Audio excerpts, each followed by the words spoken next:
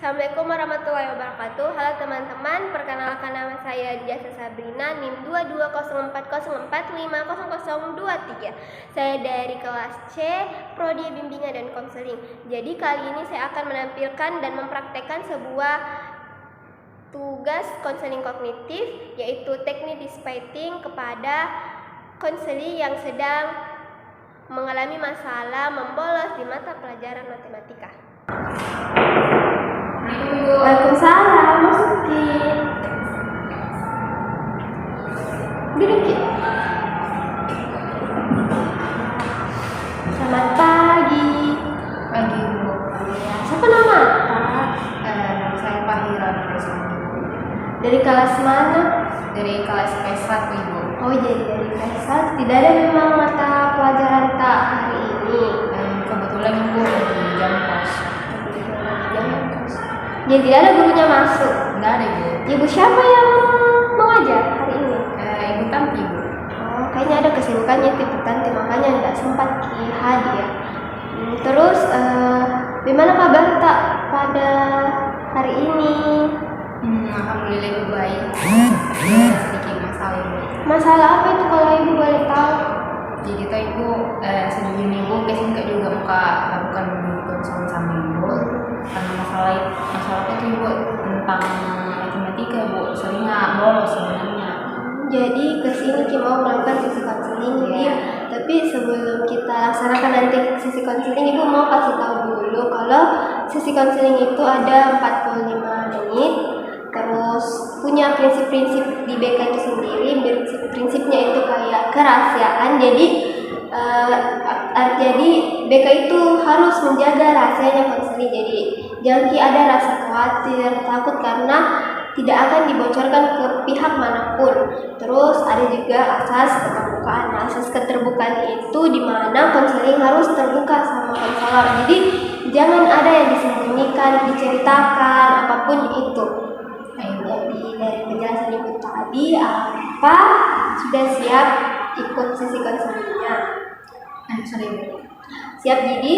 Ya, jadi Ibu mau tahu kan tadi sudah dijelaskan kalau kedatangan ke sini karena lagi pusing sama mata pelajaran matematika.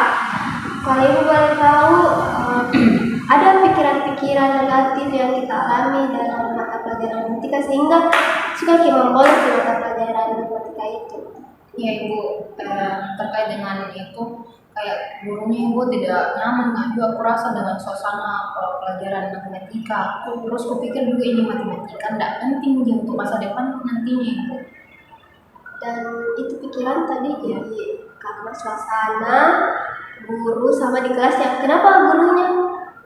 Itu guruku atau Ibu yang memperhatikan itu cuma anak-anak yang pintar. Jadi saya ini yang kurang pintar matematika Ibu tidak memperhatikan, jadi tidak tahu Pak. Jadi itu yang bikin tidak senang sama matematika dan lebih memilih tidak hadir dibanding hadir karena gurunya yang tidak perhatikan, diabaikan dikit, terus merasa kita tidak penting. Jadi merasa berarti kalau mikir kita tidak penting berarti dirasa sulit matematika. Ya sulit sekali pasti.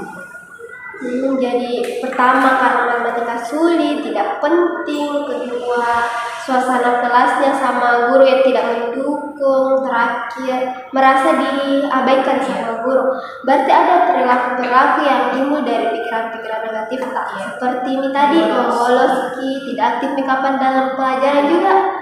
Jadi aktif mikirin dia. Jadi kalau di dalam kelas diam-diam saja. Iya. Duduk kalau lagi bosan main bias juga. Jadi diganggu juga teman tak tidak aktif. Jadi berarti dengan membolos ini sudah melanggar aturan kelas karena tidak hadir Miki. Terancam juga sama absensi. Berarti ada juga emosi yang kita rasakan dari pikiran-pikiran negatif. Iya. Kayak cemas ya. Sama tugas-tugas karena sudah tidak mengerti ada tugasnya. Jadi mulai mikirnya cemas-cemas, makanya kesini kayaknya sama frustasi kapan karena banyak tugasku yang tidak terkumpul. Baru suasana kelas juga tidak mendukung gurunya, jadi mulai bikin frustasi karena tidak merasa dihargai. Jadi orang-orang pintar gini dihargai, kita tidak, itu diabaikan karena merasa kita tidak mampu. Jadi dari masalah-masalah pikiran yang tadi ibu tahu, tangkap sama perilaku yang dirasakan dan emosinya itu, ibu mau melakukan satu teknik. Jadi nama tekniknya itu teknik dispaiting. Nah, mungkin asing di telinga apa itu teknik dispaiting? Buat enggak perlu apa itu. Teknik dispaiting itu dimana kita mengidentifikasi perlakuan kita ini memboloskan. Dari yang saya identifikasi kali ini karena adanya pikiran-pikiran negatif hanya makin membolos. Bagaimana ini pikiran negatif terubah menjadi pola pikir yang lebih positif. Jadi ada 3 tahap yang dilakukan dalam dispaiting. Pertama, verifikasi kesalahan berpikir. Kedua itu eksplorasi diri, dan terakhir model pembanding. Jadi dari yang pertama dulu itu menurut apakah matematika benar terasa sulit atau karena belum menemukan pendekatan yang tepat? Kalau menurut saya itu benar-benar sulit ibu, karena mungkin memang tidak ada pendekatan yang bagus menurut saya. Belum ada pendekatan yang tepat, makanya dirasa sulit itu matematika kan tadi juga bilang bahwa matematika itu tidak penting. Apakah benar-benar dirasa tidak penting? Kalau sejujurnya ibu, kurasa nggak penting jika nanti toh ibu dan nanti kan masuk jadi jurusan, bukan ambil jurusan tata boga. Kurasa nggak penting gitu matematika. Karena kan mungkin ceritanya ambil jurusan tata boga, setahu ibu itu kalau jurusan tata boga itu kan kita nanti akan berhadapan dengan kayak membeli sayur-sayur, ikan, dan itu pasti butuh konsep-konsep matematika. Karena kalau tidak belajar di matematika nanti ibu Yang kedua itu apa faktor-faktor tertentu yang membuat kita tidak merasa nyaman di dalam kelas atau sikap guru.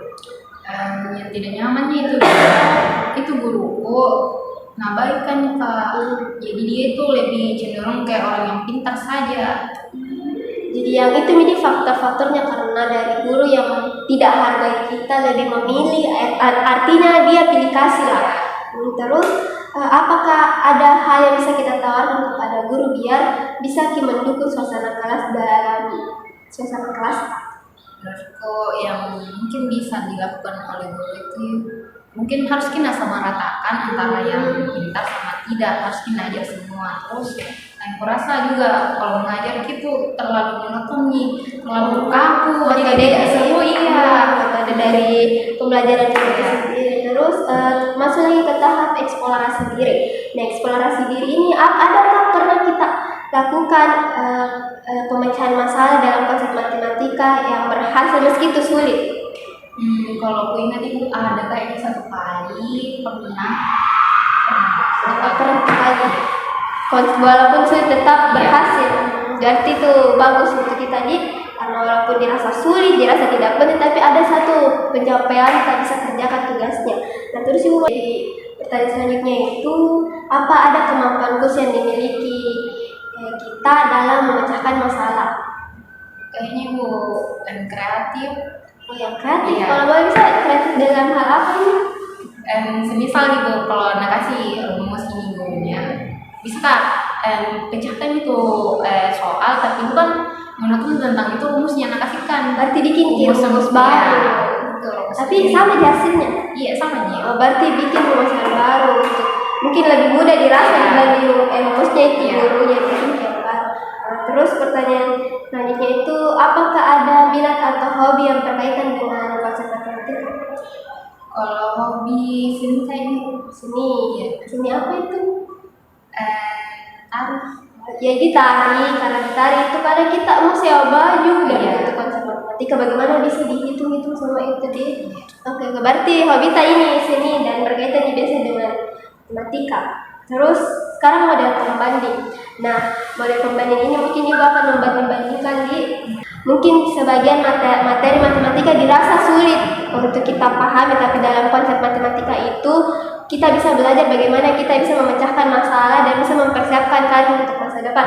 Maksudnya di sini Artinya walaupun terasa sulit, tapi matematika itu penting dalam hidup sehari-hari, karena ketika kita mau belanja butuh matematika, ketika kita ingin mempersiapkan karir juga butuh dana kan, butuh modal, berapa modal ini yang harus disiapkan untuk bikin usaha ini atau itu. Jadi matematika itu penting meski bagi kita tidak penting.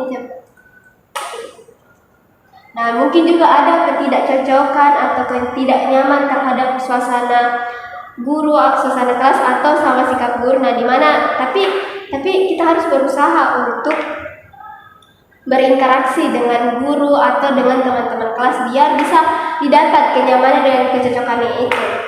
Nah, terus apakah ada bukti nyata tak bahwa kita merasa diabaikan? Ya, itu menanggisin ke ibu. Oh, jadi bukti nyatanya itu kita yang merasa diabaikan. Tapi pernah tidak kita mencoba untuk meminta bantuan kepada guru ketika mengalami kesulitan?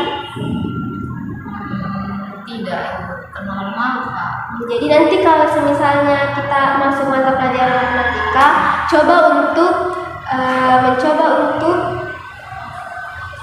mencoba untuk lebih aktif berdiskusi sama teman-teman. Terus jangan takut untuk bertanya kepada guru, karena dia itu kalau bertanya kena jawab dikit guru atau ke teman-teman walaupun tidak paham, tapi usahakan bertanya biar paham walaupun sedikit. Jadi bagaimana jadi rasa selama sesi konseling tadi? Yang saya rasakan itu ya ada pikiran positifku, kayak aku juga coba sukai juga ini matematika karena nantinya juga ini pasti bakal berpengaruh sama kehidupan sehari-hari. Jadi sudah ada mimpi ya, karena tidak terasa ya waktunya sudah 45 menit, sudah mau berakhir sesi konselingnya. Dan kalau misalnya mau butuh bantuan lagi, butuh teman cerita atau mau berkeluh kesah, silahkan datang ke ibu. Kalau bisa datang lagi minggu depan untuk saya tahu progresnya gimana, bisa pantau kemajuan. Sudah ada nih kemajuannya, ingin terbuka, ingin menyukai lagi meski tidak disuka, berusaha untuk disuka. Nah, nanti datang lagi minggu depan. Kalau ada jangan susah-susah. Oke, terima kasih dan maaf bila ada kekurangan dari ibu. Kalau bisa kembali Niki, mungkin ada mata pelajaran. Iya, kebetulan juga masuk ini mata pelajaran selanjutnya. Oh, iya. Hati-hati Bila. Terima kasih Bu. Iya, sama-sama. Itulah tadi cuplikan praktek video saya. Lebih dan kurangnya mohon dimaafkan. Wabillahi taufiq wal hidayah. Wassalamualaikum warahmatullahi wabarakatuh. Sampai jumpa.